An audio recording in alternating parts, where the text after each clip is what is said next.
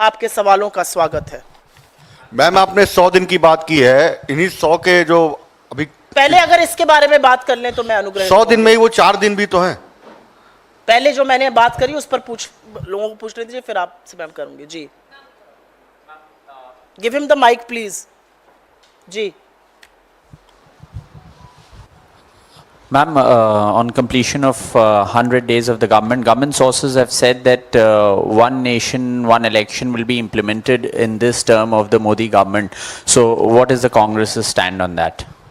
You quoted government sources. Here I am, the official spokesperson of the Congress party, laying threadbare the many failures of the Modi government. How long is this government going to survive by leaking selective information? How long is this government going to survive by turning a blind eye to real and actual problems of this nation? How long is this government going to survive by planting information, by releasing these hot air balloons to test waters? The reality is that there is no draft. The reality is that there has been no discussion. The reality is that there are assemblies in progress. The reality is that the government has made no attempt to speak to us. It is absolutely not pragmatic to do this, but the government has had to have a conversation. So these source-based information, that's what this government has survived on. Leak information, source-based, run news channels, news agencies, do reportage through WhatsApp. This nonsense must stop. But that's what continues, and that has continued in the last 100 days. यहां पर मुझसे एक सवाल पूछा गया कि सरकार के सूत्र कह रहे हैं कि एक नेशन एक इलेक्शन की बात। यह सरकार सूत्रों पर कब तक चलती रहेगी? सरकार के अधिकृत व्यक्ति इस बारे में क्यों नहीं बात करते हैं? सरकार कोई ड्राफ्ट क्यों नहीं पेश करती है? सरकार ऑल पार्टी मीटिंग क्यों नहीं बुलाती है? असलियत यह है कि तमाम ऐसी विधानसभाएं हैं जिनको आप भंग नहीं कर सकते हैं। असलियत यह है कि शगुफा बार बार छोड़ा जाता है। असलियत यह है कि नरेंद्र मोदी छोटे छोटे काम नहीं कर पा रहे हैं, बैसाखियों के सहारे चल रहे हैं। जब आप बैसाखियों पर आश्रित होते तो इस तरह की बातें नहीं करनी चाहिए, लेकिन कब तक ये सूत्रों के माध्यम से, ये व्हाट्सएप फॉरवर्ड के माध्यम से आप सरकारें चलाते रहेंगे? सवाल इस बात का है। जी ma'am, ma'am, you are asking questions regarding the train accidents which have taken place in the last 100 days. But on the other side, it is Prime Minister Narendra Modi who is going to flag off the Vande Metro, and it is now being renamed as Namo Bharat Rapid Rail. So how do you see this, ma'am? I am all for modernization of rail infrastructure. I am all for bullet trains. I am all for metros, whether they are called Vande Bharat or whatever name you may want to give them. I am all for all of that. But who will answer the question that in the last 100 days, there have been 38 rail accidents and 21 people have lost their lives? I do believe the frequency of rail accidents and the death toll has perhaps made the government insensitive. There are 21 people in this country who have been dead because of negligence of Indian Railways. 21 people died because railway tracks have not been modernized. 21 people died because you kept talking about Kavach, but you did zilch with it. That's the reality. The Prime Minister can keep inaugurating one train after the other, but who's going to be answerable for 21 deaths that happened? Who's going to be answerable for the many derailments that happened on a daily basis? ऐसा कोई दिन नहीं बीतता है जिस दिन train derail ना हो। ऐसा कोई दिन नहीं बीतता जब हादसा ना हो। 21 लोगों की मौत का जिम्मेदार कौन है? जवाबदेह कौन है? रेल मंत्री कहते हैं ये छोटी छोटी घटनाएं हैं। 21 मौतें इस देश में छोटी घटनाएं हैं? 38 रेल एक्सीडेंट छोटी घटनाएं हैं? आप रेल बनाने में व्यस्त है तो आप रेल पर ध्यान नहीं दीजिएगा। आप रेल को सुधारिए, आप कवच लाइए, आप पटरियों का re-energize them, rebuild them. मैं तो कह रही हूं आप बिल्कुल लाइए, वंदे भारत भी लाइए, आप मेट्रो भी लाइए, आप बुलेट ट्रेन भी लाइए, लेकिन जो कॉमन आदमी जो रेल से चलता है, जो गरीब आदमी रेल से चलता है, जो आज अपनी जान हथेली पर लेकर चल रहा है, उसको पता ही नहीं है कि वो अपने गंतव्य पर पहुंचेगा कि नहीं पहुंचेगा, उनके लिए आप क्या कहिएगा?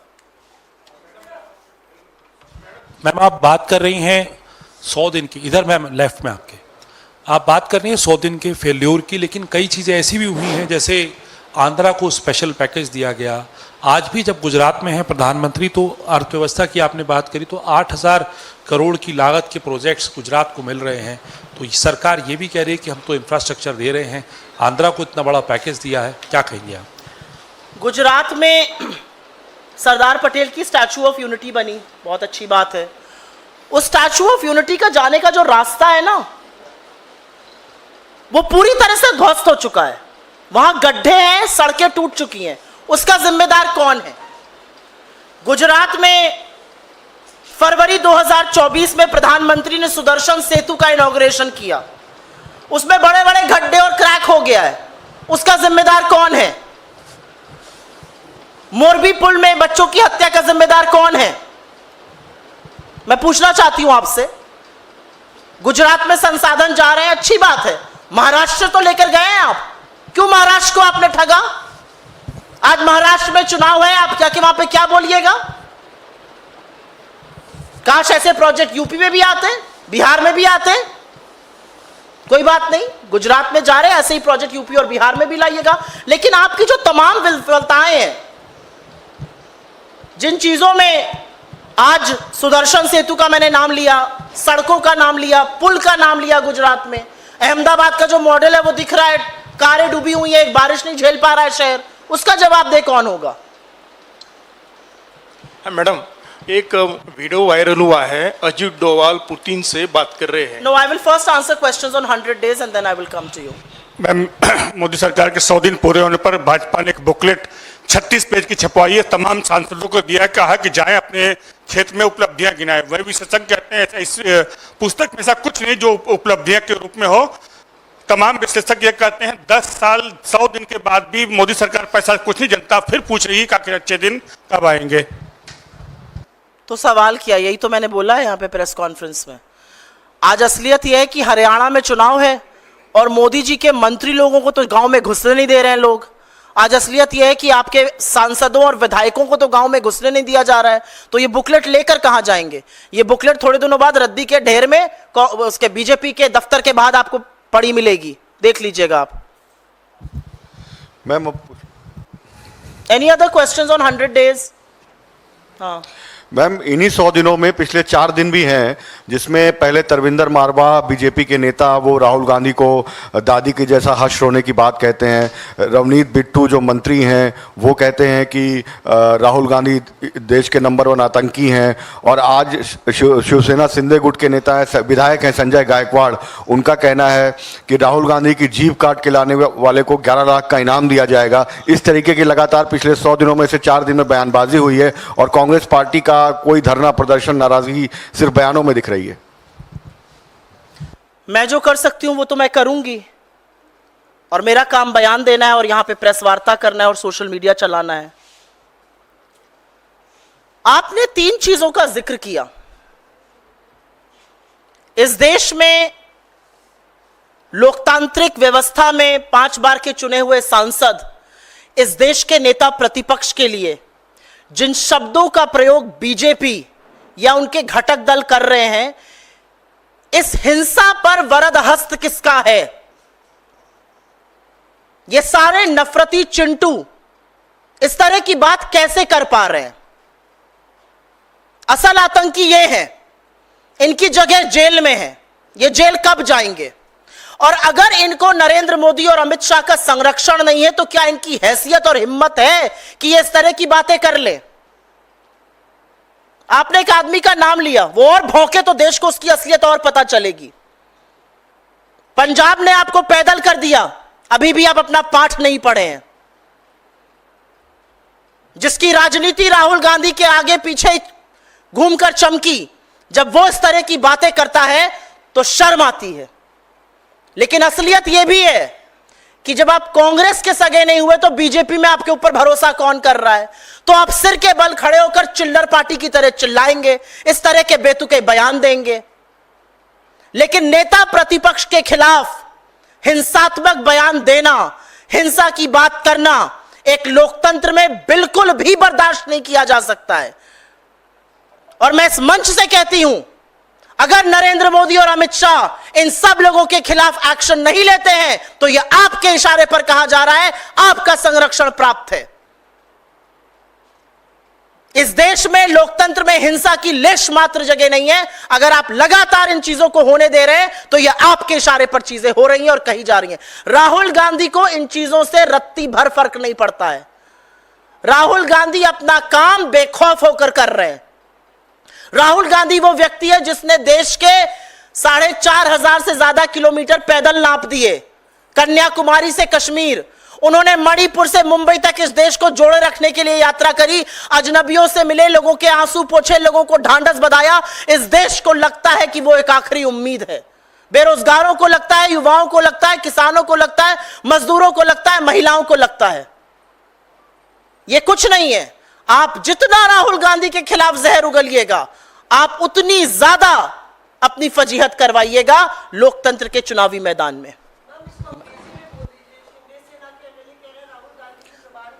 There are multiple incidents that you and your colleagues have quoted here of absolutely disgusting remarks made against Rahul Gandhi. Who is Rahul Gandhi? He's a 5-term elected MP. He's the leader of the opposition in India's democracy. And how can such statements replete with violence be tolerated? And why must I not say that if members of the BJP and their alliance partners are resorting to these violent statements, then this is happening at the behest of Narendra Modi and Amit Shah. This has your complete political patronage. Why must I not say that you are the one asking them to make these statements? Rahul Gandhi cares 2 hoots about these statements. He is going to do all it takes to raise the voice of the people, to empower people, to talk about unemployment, to talk about high prices, to talk about income inequality, to actually expose you on the Adani scam. He is going to do all it takes to keep this country united. Whether it is walking from Kanyakumari to Kashmir or doing the journey from Manipur to Mumbai. He doesn't care, but we do. And we certainly ask Narendra Modi and Amit Shah that how do these rabid elements make statements like these and get away with it? And the reality also is that some of our turncoats who are making these statements, absolutely shameless, because you have got to prove to the BJP that I have been a turncoat. But guess what? If you couldn't be loyal to us, they're not going to trust you there. Ma'am, the vice. किसी और से करके आपके पास आती हूँ। जी बोलिए। नहीं, दूसरा है मेरा, तो आप ये पूछ लो। ओके मैम, तो इसी में एक सवाल जो विक्रांत जी ने भी पूछा, देश भर में कांग्रेस के कार्यकर्ताओं के मन में ये सवाल है कि इस तरीके के बयान आ रहे हैं लेकिन पार्टी के स्तर पर कोई एक्शन नजर नहीं आ रहा। क्या कानूनी कार्रवाई आप लोग शिवसेना के एमएलए ने जो बयान दिया है उस पर या बिट्टू ने जो बयान दिया है उस पर करेंगे? और कांग्रेस चुप क्यों बैठी है, ये एक सवाल है। कांग्रेस चुप बिल्कुल नहीं बैठी है। बिल्कुल हम कानूनी कार्रवाई करेंगे, बिल्कुल इसके खिलाफ केस दर्ज होंगे, बिल्कुल यहां पर दिल्ली में धरना प्रदर्शन हुआ इस बात पर। मेरा अपना मानना है कि राहुल गांधी इन नफरती चिंटुओं की बात से बहुत ऊपर है। राहुल गांधी को रत्ती भर फर्क नहीं पड़ता कि ये नफरती चिंटू बिलबिलाते हुए क्या कह रहे हैं। इन नफरती चिंटुओं को बीजेपी में बढ़ने का यही एक माध्यम पता है, राहुल गांधी के खिलाफ जहर उगलो। लेकिन अब जो बात है वो थोड़ी सी पानी सर के ऊपर चला गया है। अब आप हिंसा की बात कर रहे हैं और मैं क्यों ना कहूं कि ये हिंसा की बातें नरेंद्र मोदी और अमित शाह के इशारों पर उनके संरक्षण में हो रही है और बिल्कुल कानूनी कार्रवाई होगी। जी हाँ मैम, इसमें थोड़ा विस्तार से आप प्रधानमंत्री की रिपोर्ट कार्ड आई है सरकार की तरफ से, मोदी 3.0 100 दिन का। उसमें उन्होंने महिला सशक्तिकरण की भी बात की है, मोदी किसान मित्र की बात की है, ओबीसी और अल्पसंख्यकों की चैंपियन मोदी की बात की है। तो पूरा एक लंबा खाका दिया गया है। तो मैंने भी उतना ही लंबा खाका आपको दिया, आप बाहर चली गई थी, आपने सुना नहीं। बहुत लंबा खाका मैंने भी नहीं, मैंने दिया पूरा सुना, फ्लैश भेजा जी। तो क्या आपको लगता है कि जिस तरह से कांग्रेस ने पलटवार किया है महिला सुरक्षा और तमाम मसलों पर, क्या आपको लगता है कि कहीं ना कहीं सरकार जो ज़मीनी हकीकत है नहीं देख रही है? क्योंकि शुरुआत उसकी इंफ्रास्ट्रक्चर से होती है, किस तरह से एयरपोर्ट, रेलवे, रोड में बहुत काम हुआ है, और क्या ये सियासी ज़्यादा बयानबाजी है? मैंने आपके सामने कुछ तथ्य रखे हैं और मैं दावे के साथ इस मंच से कहती हूं, आप तो क्या बीजेपी का कोई आ जाए यहां पर और मेरे एक भी तथ्य को डिस्प्यूट कर दे। 56 बड़े इंफ्रास्ट्रक्चर कोलैप्स हुए हैं 100 दिनों में। चाहे वो इस देश का संसद, और वो आपने अपनी आंखों से देखा है कैसे वो टपक रहा था और कैसे बाल्टी में पानी चू रहा था, चाहे वो श्री राम मंदिर का गर्भगृह हो, चाहे वो शिवाजी की मूर्ति हो जो 8 महीने में ही ध्वस्त हो गई, चाहे वो सुदर्शन सेतु हो, चाहे वो अटल सेतु हो, चाहे वो स्टैच्यू ऑफ लिबर्टी पर जाने वाले रास्ते हो, तमाम ब्रिज हो, तमाम पुलिया हो, तमाम सड़कें हो जो कोलैप्स हो चुकी हैं। इस तरह का इंफ्रास्ट्रक्चर कोलैप्स हमने कभी देखा नहीं है। और यह क्यों हो रहा है? क्योंकि यह सस्ता, घटिया, भ्रष्टाचार से बनाया जा रहा इंफ्रास्ट्रक्चर है। दिल्ली एयरपोर्ट से लेकर जबलपुर और राजकोट की कैनोपी और छतें और हिस्से ऐसे गिर रहे हैं जैसे ताश के पत्तों से बने हुए हों। तो नरेंद्र मोदी अपने 36 पन्ने या जितने भी पन्ने आपने कहे, 36 पन्ने जितने भी आपने कहे, उसमें कितना भी झूठ परोस लें, इन 56 चीजों का जवाब दे देना। बड़े ताशे बाजे के साथ आपने संसद का इनॉग्रेशन किया था, वो संसद चू रही है। हजारों करोड़ आपका पैसा लगा है इसमें, मेरा पैसा लगा है इसमें टैक्स पेयर्स मनी लगा है, इसमें जीएसटी में जो गरीब आदमी आटे दही पर जीएसटी दे रहा है वो भी लगा है। यह आपका जवाब है इन सब चीजों पर। आपने इंफ्रास्ट्रक्चर पर सवाल पूछा, आपने महिला सुरक्षा पर पूछा। 107 से ज्यादा जघन्य अपराध हुए हैं महिलाओं के खिलाफ। अपराध छोड़ दीजिए, 157 से ज्यादा पीड़िताएं हैं। मैं आपको 4 दिन पहले की सवाल पूछती हूं, आपकी पार्टी का सदस्य, आपके सांसद के पिता, नाक रगड़ के आपको उसके बेटे को देना पड़ा टिकट। ब्रजभूषण सिंह विनेश फोगाट के खिलाफ ना सिर्फ जहर उगलता है बल्कि उसका चरित्र हनन करता है, और आपके मुंह से एक शब्द नहीं निकलता है। हर टीवी प्लेटफॉर्म उसको माध्यम दे रहा है ये बकवास करने का, और नरेंद्र मोदी उसको अपनी पार्टी से नहीं निकाल सकते हैं। यह है आपकी महिला सुरक्षा की असलियत। यह है असलियत कि 500 लोग जब बदलापुर में सड़क पे उतरते हैं तब नाबालिग बच्चियों के साथ जो यौन शोषण हुआ उसकी एफआईआर दर्ज होती है, और आप केस बना देते हैं 500 लोगों के खिलाफ, उनको जेल में डाल देते हैं। यह असलियत है। आप बिहार पे, आप उत्तराखंड पर, आप हर उस राज्य पे चुप रहिएगा जहां पर आप शासन में। बिल्कुल बंगाल पर आक्रोशित होइए। हमने बंगाल पे भी प्रदर्शन किया, हमने बदलापुर में भी किया। आपको बदलापुर पर सांप क्यों सूंघ गया? आप बात कर रही हैं यहां पर ओबीसी और दलितों की, क्यों लैटरल एंट्री आप लाए, जिसने आरक्षण के हर प्रावधान के तार तार कर दिए, ताक पर रख दिया आरक्षण। बहुत सारी ऐसी बातें हैं जिनका नरेंद्र मोदी के पास कोई जवाब नहीं है। 36 पन्नों का वो जबानी जमा खर्च, वो लफ्फाजी, वो जुमलों का पुलिंदा लोग पढ़कर कूड़ेदान में डाल देंगे। जी सॉरी, आपका सवाल था, माइक ले लीजिए। वीडियो वायरल हुआ है जिसमें एनएसए अजीत डोवाल जी पुतिन से बात कर रहे हैं। उसमें कहा जा रहा है कि जो यूक्रेन के अध्यक्ष है जेलेंस्की, उनका जो पीएमजी से बातचीत हुई उसका ब्यौरा वो दे रहे हैं। क्या ये सही है? सही नहीं है तो कांग्रेस की अधिकृत प्रतिक्रिया क्या है? नहीं, इसका पुष्टि मैं कैसे कर सकती हूँ? इसकी पुष्टि मिनिस्ट्री ऑफ एक्सटर्नल अफेयर्स करे, एनएसए का ऑफिस करे, प्रधानमंत्री कार्यालय करे। मैं इसकी पुष्टि क्यों करूंगी? वो कुर्सी की एज पर बैठे हैं, कुर्सी से बिल्कुल खड़े हैं, गिरने वाले हैं, वो जेलेंस्की की बातें बता रहे हैं। वो बिल्कुल, कुछ लोग कह रहे हैं कि वो शायद बिल्कुल एज, मैंने वो तस्वीर देखी है, अब वो सही है गलत है क्या है इसकी पुष्टि तो विदेश मंत्रालय करेगा। मुझे थोड़ी चिंता हुई कि वो अगर थोड़ा सा और सरक जाते तो गिर जाते। इस बात की मुझे चिंता हुई कि देश का सुरक्षा सलाहकार ऐसी एज ऑफ द सीट पर था कि वो अगर जरा सा लेश मात्र भी इधर उधर होते तो वो शायद गिर सकते थे। ऐसी क्या, इतना क्या डरना है? ये संप्रभु देश है, और संप्रभुता का एक पैमाना ये भी है कि आप किससे मिलिए, क्या करिए, ये आपको देश के सदन को, देश के विपक्ष को देश में बताना जरूरी है। दूसरे को जाके ब्यौरा क्यों दिया जा रहा है? लेकिन मैं अपना जो टिप्पणी है इस पर इसलिए रिजर्व रखूंगी क्योंकि बहुत सारी प्रतिक्रियाएं आ रही हैं, और इन प्रतिक्रियाओं का जवाब इस देश के विदेश मंत्रालय को, पीएमओ को जरूर देना चाहिए। देखकर यह दुख हुआ कि हिंदुस्तान जो रीढ़ की हड्डी सीधी करके सीना तान के बैठता था दुनिया के सामने, हिंदुस्तान में जहां पर ऐसी प्रधानमंत्री हुई कि अमेरिका के लाख विरोध के बावजूद आंख में आंख डाल के पाकिस्तान के 2 टुकड़े करके विश्व का भूगोल बदला, वहां के सूचना सलाहकार ऐसी सीट की एज पर बैठे थे कि बेचारे गिर जाते।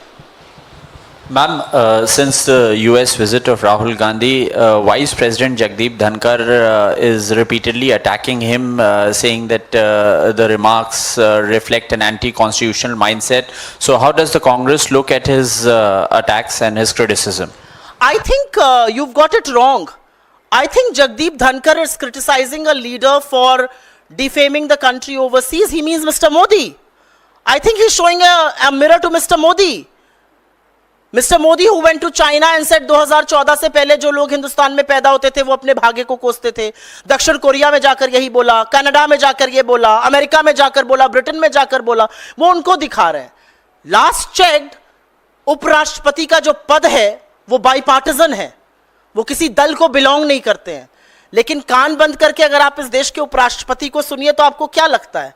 इस बात का ज्यादा अच्छा जवाब तो आप दे सकते हैं। मुझे ऐसा लगता है कि इस मंच से मैं कुछ कहूंगी तो थोड़ा अमर्यादित हो जाएगा, थोड़ा वो परेशान हो जाएंगे, थोड़ा मेरे लीडर्स को बुला बुला के मेरे ट्वीट और इंस्टाग्राम पोस्ट दिखाने लगेंगे। और कोई सवाल? धन्यवाद।